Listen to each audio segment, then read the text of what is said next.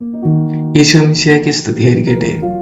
കഴിഞ്ഞ ആഴ്ചയിൽ ആദത്തിന്റെ സൃഷ്ടിയെക്കുറിച്ച് നാം മനസ്സിലാക്കാൻ ശ്രമിക്കുകയായിരുന്നു.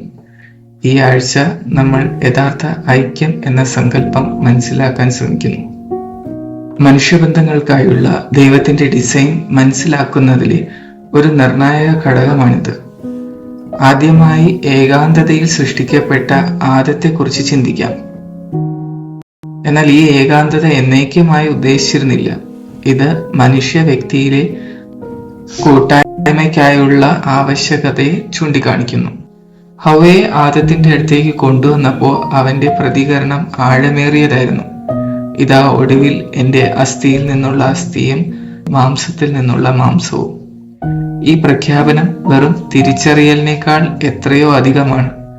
ഇത് ആഴമേറിയ ബന്ധത്തെ പ്രകടിപ്പിക്കുന്നു. ആദം ഹവ്വയിൽ ബേസിക്കായി തന്നെ പോലുള്ള എന്നാൽ വ്യത്യസ്തമായ മറ്റൊരു വ്യക്തിയെ തിരിച്ചറിഞ്ഞു. ഇത് വ്യക്തികളുടെ കൂട്ടായ്മ എന്ന ബോധ്യം ഉറപ്പിക്കുന്നു. ഇത് വെറും കൂട്ടുകെട്ട് മാത്രമല്ല, ഇത് ആത്മാവിന്റെ ആഴത്തിലുള്ള പങ്കുവയ്ക്കലാണ്.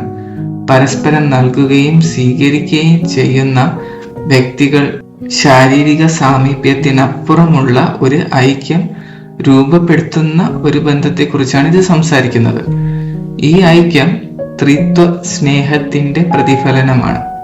ഒരു ശരീരം എന്ന പദപ്രയോഗം ഒരു സമഗ്രമായ ഐക്യത്തെ, ഹോളിസ്റ്റിക് യൂണിയൻ, അതിനെ സൂചിപ്പിക്കുന്നു. മനുഷ്യ വ്യക്തികളുടെ ശാരീരികവും ആത്മീയവുമായിട്ടുള്ള ഡയമെൻഷൻസ് ഉൾക്കൊള്ളുന്നതാണിത്. ഈ ഐക്യം ബാഹ്യമായ ഒന്ന് മാത്രമല്ല, മറിച്ച് ആഴമേറിയ സ്വാഭാവിക ബന്ധമാണെന്ന് ഇത് എടുത്തു കാണിക്കുന്നു. ഈ യഥാർത്ഥ ഐക്യം ദൈവം ഉദ്ദേശിച്ച വിവാഹത്തെക്കുറിച്ചുള്ള ധാരണയ്ക്ക് അടിസ്ഥാനമായി പ്രവർത്തിക്കുന്നു. ഇതാണ് ദൈവത്തിന്റെ വിവാഹം എന്ന പദ്ധതിയുടെ അടിസ്ഥാനം.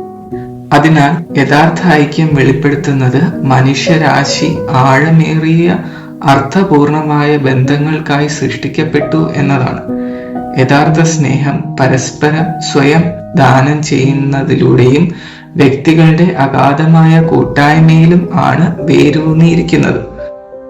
ഒരു നിമിഷം നമുക്ക് പ്രാർത്ഥിക്കാം. കർത്താവേ, യഥാർത്ഥ ഐക്യം മനസ്സിലാക്കാനും ജീവിക്കാനുമുള്ള ഹൃദയം ഞങ്ങൾക്ക് നൽകണമേ. യഥാർത്ഥ കൂട്ടായ്മയിലൂടെ നീ ഉദ്ദേശിക്കുന്ന വിധത്തിൽ സ്നേഹിക്കാൻ ഞങ്ങളെ സഹായിക്കണമേ.